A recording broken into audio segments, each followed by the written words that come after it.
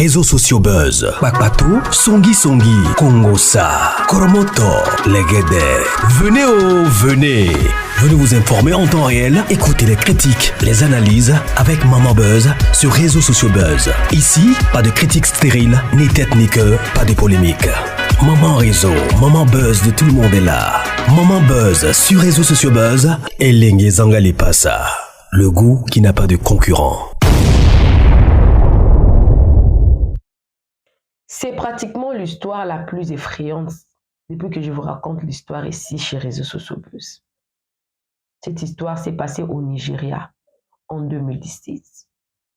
Cette dame, Angela, ça c'est la photo de 2017, elle avait 36 ans. Cette dame s'est mariée à ces messieurs-là. On voit cette photo ici. C'est une photo qui date de 2011, quand le monsieur était parti déposer la dot dans la famille d'Angela en 2011. Donc, le monsieur-là, c'est un fantôme. En 2011 déjà, parce que le monsieur-là est décédé depuis 2005 par accident de la moto. Je vous raconte toute l'histoire. Elle s'est mariée, la dame s'appelait Angela, qui s'est mariée à monsieur Joseph, et ensuite ils ont eu un enfant avec lui. Le mariage a duré 6 ans. Je vous raconte tout. Je peux peut-être oublier les noms des villes parce que c'est au Nigeria que cette histoire s'est passée. Mais je vais vous relater toute l'histoire du début à la fin, jusqu'à quand et comment elle a découvert que ce monsieur n'était pas un homme ordinaire, que c'était un fantôme. Alors avant de commencer, si vous êtes nouveau sur ma chaîne, n'hésitez surtout pas de vous abonner. Vous êtes sur la bonne adresse. Abonnez-vous chez Réseaux Sociaux Buzz. Cliquez la cloche de notification.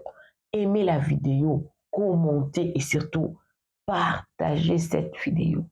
Les dehors est tellement risqué. Angela, en 2009, jeune fille de vingtaine d'années, parce qu'en 2017, elle avait 36 ans.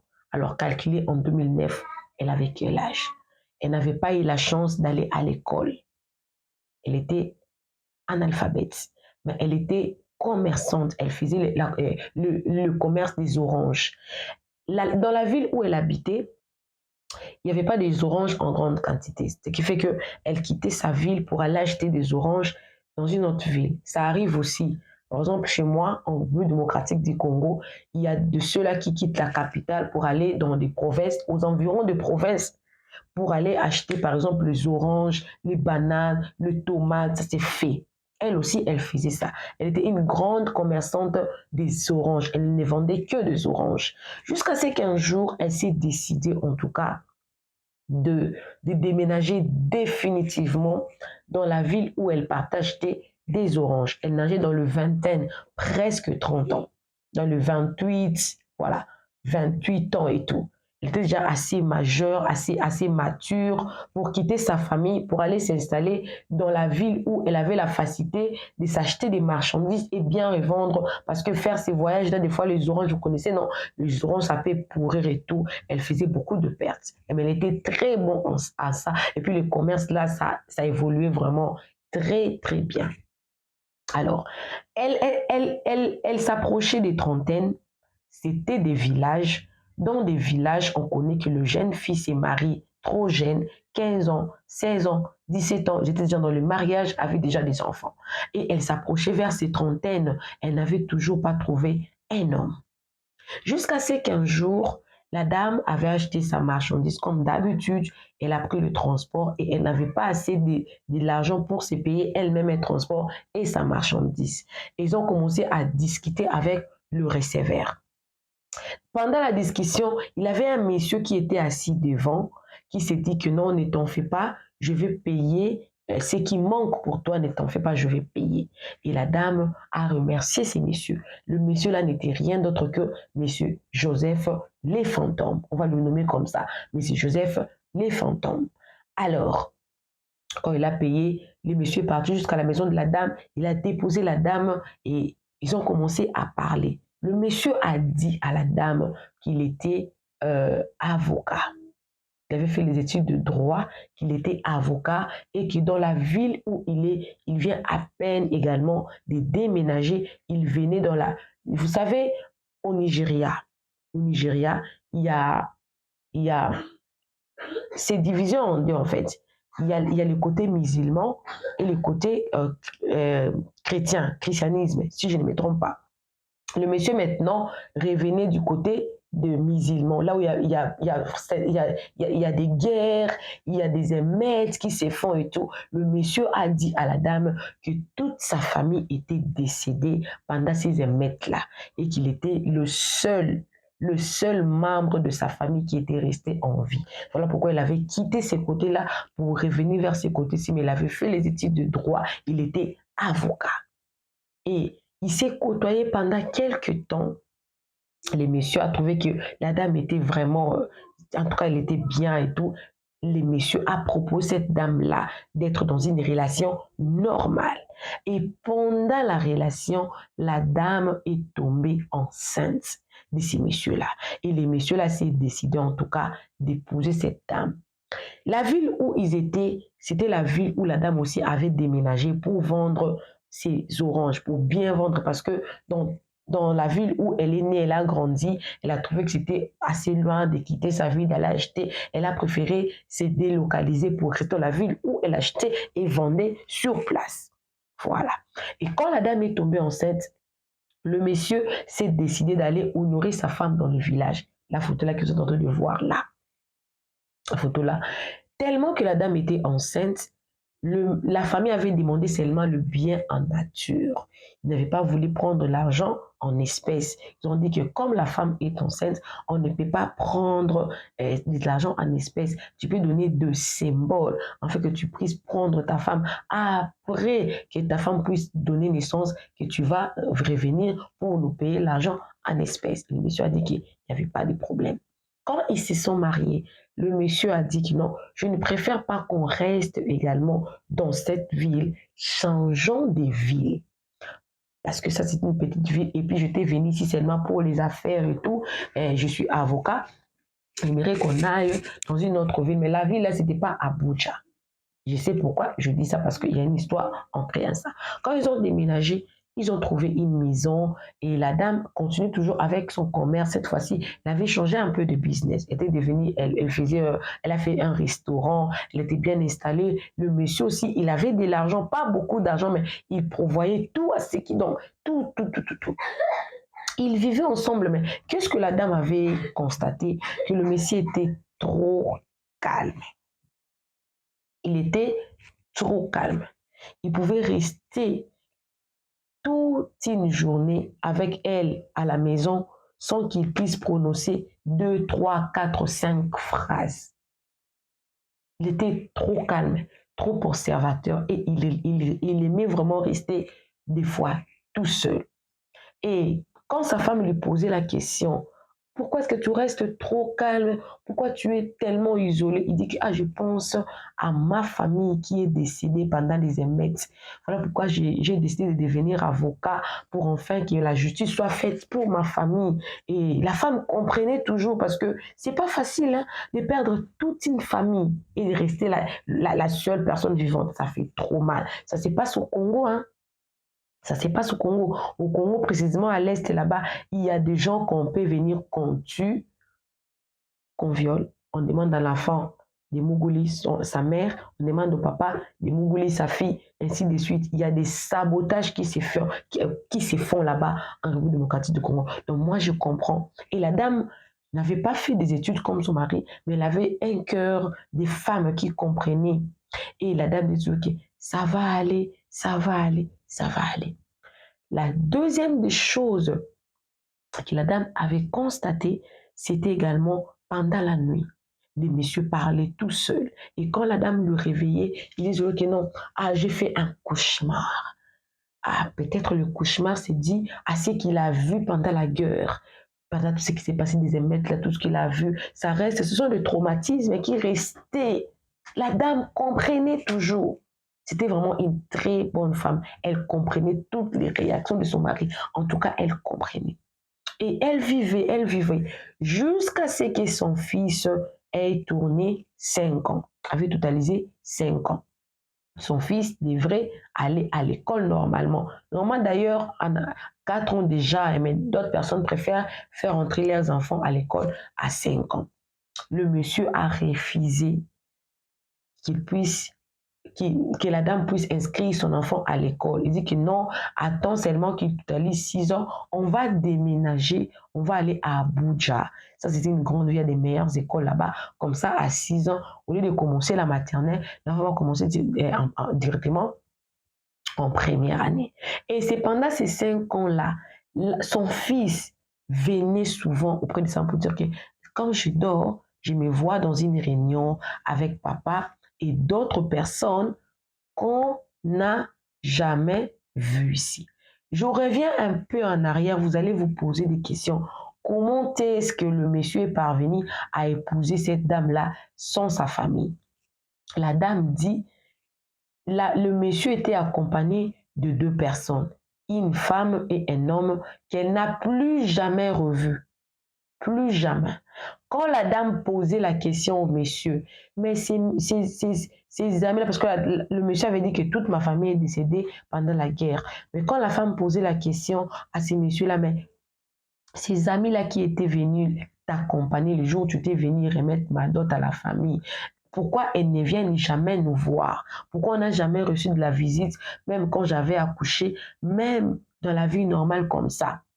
Le monsieur dit toujours que non, nous sommes toujours en communication. Et quand la femme insiste, le monsieur fait semblant de prendre le téléphone. Ils appellent pour dire qu'il a parlé avec ces gens-là qui étaient venus l'accompagner. La dame dit elle ne les a plus jamais revus, justement ce jour-là. Et la troisième chose que la dame avait constatée, en dehors de son calme, du cauchemar et de son fils, la quatrième chose qu'elle avait constatée, c'était que le monsieur n'avait pas d'amis. Il n'avait pas d'amis du tout. Et la dame s'est posé des questions. Toi, tu es avocat. Normalement, tu devais avoir des amis, des avocats, des collègues et tout. Et comme sa femme était commerçante, normalement, elle quittait très tôt, elle quittait avant son mari. Donc, elle laissait, tellement que son fils n'étudiait pas, elle laissait son mari au lit, elle partait. Et quand elle revenait, elle venait trouver son mari déjà. Quand elle posait la question, les messieurs disaient, non, je suis rentrée avant toi. Les messieurs ne rentraient jamais très tard. Les messieurs ne sortaient jamais très tôt. Donc, quand le monsieur sortait, quand la maman sortait, les messieurs dormaient. Quand la maman revenait, le monsieur était déjà là. Alors, comme le monsieur apportait de l'argent à la maison, sa femme n'avait aucune crainte parce que il pourvoyait, il dormait, il mangeait à l'air faim, il payait le loyer, ils étaient bien. Et quand il a eu un problème, parce que son fils devait aller à l'école, le monsieur a refusé, il a donné raison sous prétexte qu'on doit déménager pour aller à Abuja. Quand on sera à Abuja, on va l'inscrire dans des meilleures écoles. Pour le moment, je préfère finir, tellement que je suis avocat, finir tout ce que je suis en train de faire ici parce qu'on va encore déménager. Tu sais, le monsieur lui a rappelé, tu sais, on avait déménagé dans la ville où j'étais trouvé quand on s'était raconté. Et moi, c'est comme ça. Et la dame a insisté, est-ce que je ne peux pas venir même dans ton bureau pour voir l'école? Oh, comment tu vas venir le dimanche? On ne travaille pas. Le samedi, on travaille à mi-journée. Toi, tu te réveilles très tôt matin pour aller vendre dans les restaurants parce que les restaurants sont souvent très tôt matin et on finit très tard. Donc, tu n'as pas le temps. Mais il y aura un jour, je vais t'amener dans mon bureau comme ça, tu pourras voir les collègues. La dame passait beaucoup plus son temps dans les restaurants. Des fois, même, elle préparait, elle revenait avec la nourriture du restaurant à la maison. Et souvent, des fois, il amenait son fils au restaurant. Des fois, il laissait son fils à la maison. Mais son fils dit tout simplement, quand je dors, je me retrouve dans une réunion là, des personnes avec qui je suis. Peut-être c'est seulement un rêve et tout, peut-être il faut seulement compris et tout. Et le monsieur faisait vraiment des cauchemars. Ça s'est répété, ça s'est répété. Mais c'est fait que le monsieur, un jour, il a apporté une grosse somme d'argent. C'était vraiment beaucoup d'argent. Il a dit à sa femme, non, j'ai gagné un gros procès, j'ai gagné vraiment le procès en tout cas. Dieu nous a bénis, on a beaucoup d'argent. Tu peux maintenant ouvrir comment dire, prendre le local, voilà, faire le business avec un très bon local. On dit un local, on dit un local, oui. Un local. Le local, yes. Un très bon local. Comme ça, tu vas arrêter de faire comme vous connaissez, non? Les Malais, ouais, des restaurants, là, des quartiers, là, la maman prépare ici, les gens mangent là. Mais elle voulait seulement, maintenant, elle voulait structurer son restaurant. Et pour le faire, la dame avait besoin de trouver une place. Et il est parti, il a d'abord cherché où est-ce que je veux mettre mon restaurant, vu que j'ai déjà la clientèle. Elle devait normalement chercher aux environs de la place où elle restait déjà.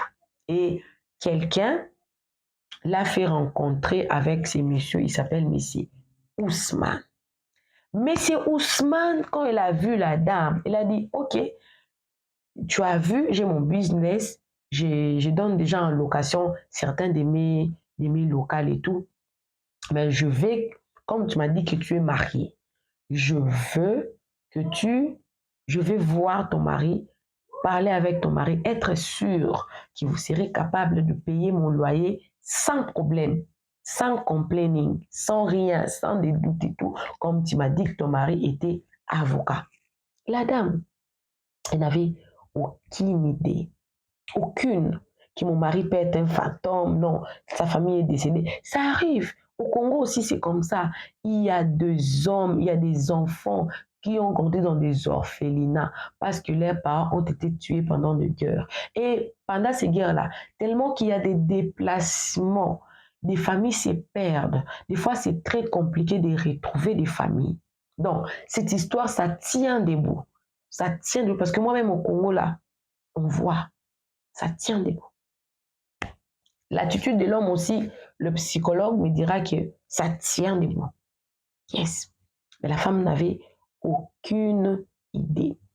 Et quand la dame est rentrée auprès de monsieur Joseph pour l'expliquer que non, le monsieur Ousmane, le propriétaire du local que je voulais renting, je voulais louer,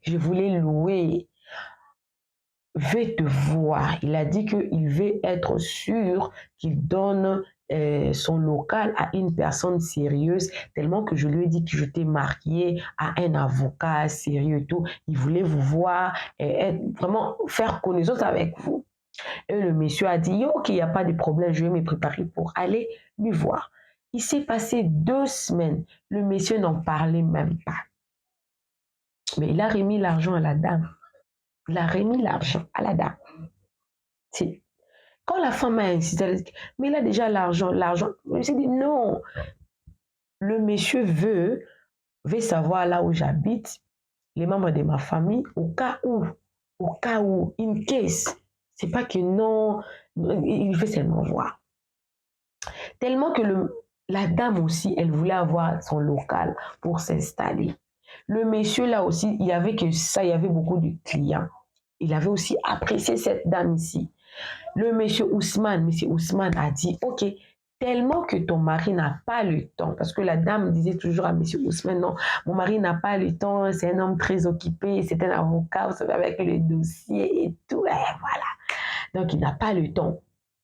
Et monsieur Ousmane a dit que non, ok, tellement que ton mari n'a pas le temps pour venir me voir, moi-même, je peux venir vous voir à la maison.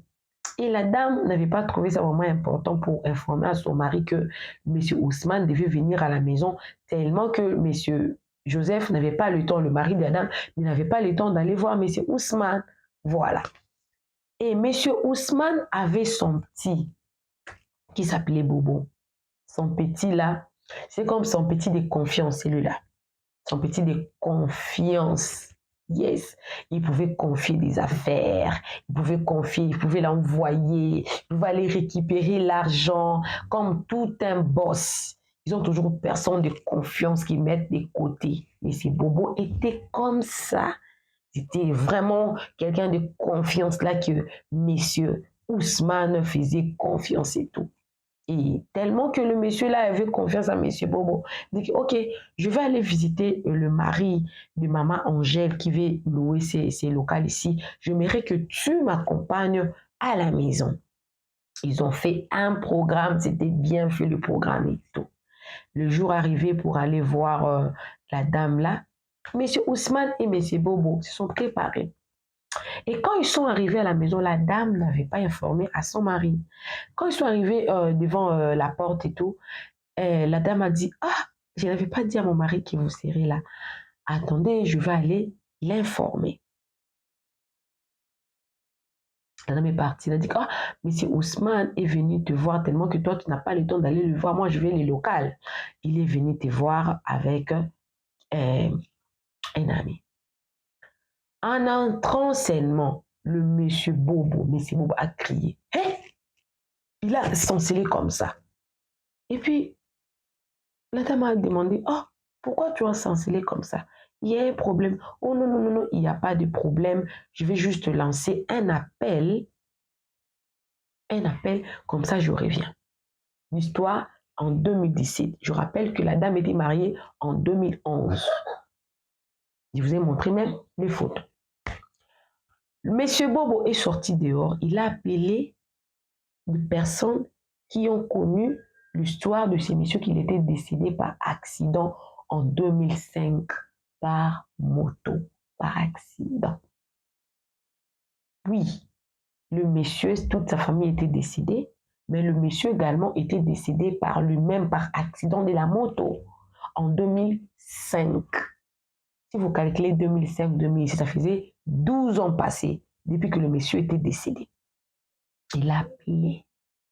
Pour Dieu, il a maintenant reconfirmé. Est-ce que Joseph, quand il avait fait l'accident, il était décédé ou pas? Parce que moi, j'avais participé même à la funéraille, aux funérailles, jusqu'à l'enterrement. Mais je vis une personne qui lui ressemble. Et la famille a commencé à rire. Ah, non, non, non, non, non.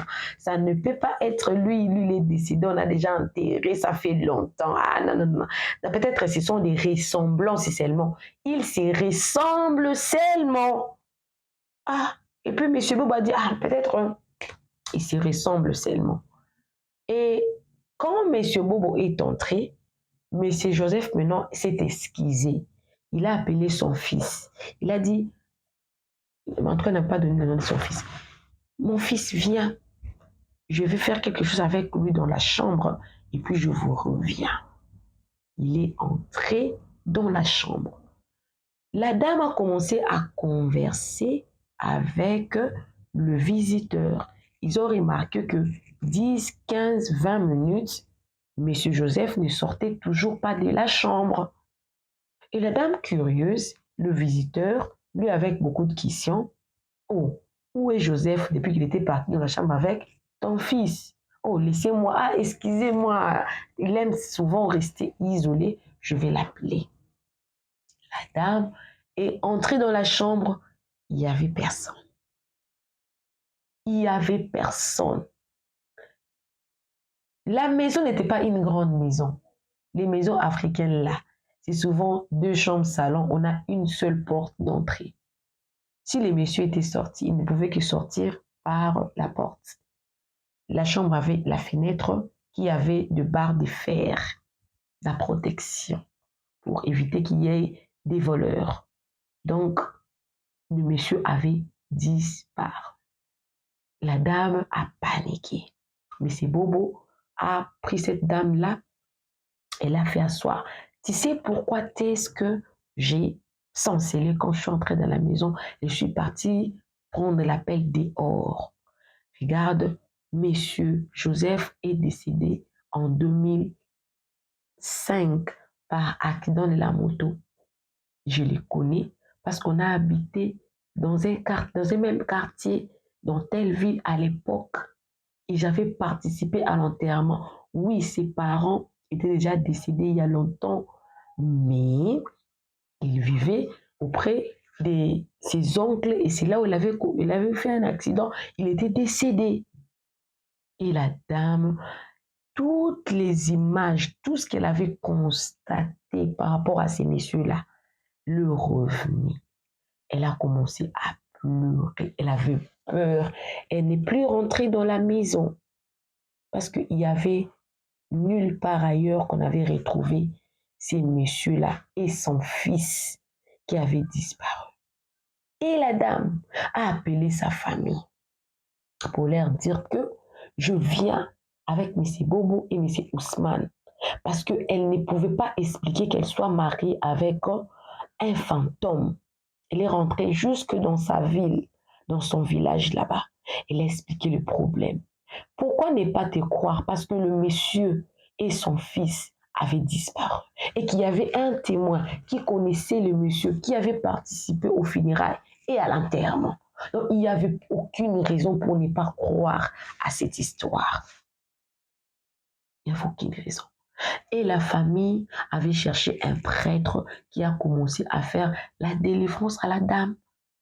Et elle avait même quitté cette maison-là. Elle a abandonné tout l'argent que les messieurs leur auraient donné. Elle a donné ça à ces prêtres-là. Elle voulait s'en débarrasser. Elle a vécu avec la peur. Mais actuellement, là, la dame continue dans le restaurant. Et cette histoire, comment est-ce qu'elle a atteint les extrémités? Parce que la famille qui connaissait son mari a disparu. Son mari a disparu. Son fils a disparu. Voilà pourquoi les messieurs ne voulaient même pas qu'on puisse inscrire cet enfant-là. Parce que c'était aussi un fantôme. Un fantôme. Vous donnez ça à qui? Un fantôme. Si la dame n'avait pas, si le monsieur Bobo n'était pas venu, elle serait restée avec cet enfant-là. Peut-être qu'elle allait aussi étudier. Ça serait quoi? Le jour où il allait décéder, ça serait double décès. Point d'interrogation. Mais cette histoire s'est passée en 2017. Et en 2017, actuellement là, on n'a pas donné des informations sur cette dame-là, mais on a dit seulement qu'elle est revenue avec son commerce de restaurant. Mais les photos que je vous ai montrées là, l'une des photos, ça date de 2011 et l'autre photo, ça date de 2017 quand elle avait 36 ans. Et on me dira que sur Internet, cette dame-là, jusqu'aujourd'hui, elle ne s'est plus remarquée. Elle a eu tellement peur à ce que cette histoire-là s'y répète. Je ne sais pas quoi conseil donner. Pourquoi les messieurs étaient venus tout seuls. Il y avait 2 personnes qu'elle n'a jamais vues. Mais la femme avait attendu très longtemps. Très longtemps. Dans les familles africaines, c'est dans les rares des cas de voir les parents mettre un enfant seulement au monde. C'est dans les rares des cas.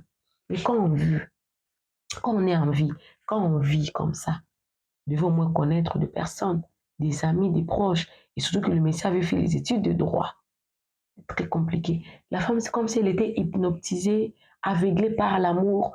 Mais ce qui est sûr, c'est une histoire vraie. Il y a même des gens qui quittaient les États-Unis, le Nigérien qui quittait les États-Unis pour venir écouter cette histoire-là de leurs propres oreilles. Et la dame explique calmement, explique toujours. Rien ne prouve que cette histoire n'est pas vraie parce que le monsieur et le fils de la dame avaient tous disparu à la maison. Les dehors est très risqué. Appelez-moi Maman Réseau, appelez-moi Maman Buzz.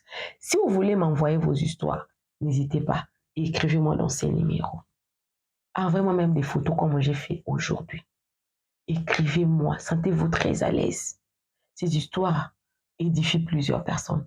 Merci à ceux-là qui m'écrivent, qui m'appellent, qui m'envoient des cadeaux. Merci. Que Dieu vous bénisse. On se retrouve prochainement dans une nouvelle vidéo. Vous êtes nouveau sur ma chaîne. Sentez-vous très à l'aise de vous abonner. Vous êtes sur la bonne adresse. Cliquez la cloche de notification. Aimez la vidéo, commentez, surtout partagez. On se retrouve prochainement dans une nouvelle vidéo. Vous avez vos produits. Vous voulez une dédicace. Vous voulez une publicité. Sentez-vous aussi à l'aise de me contacter. Je vous ferai un très bon travail. Que Dieu vous bénisse. Bisous, bisous. Bye.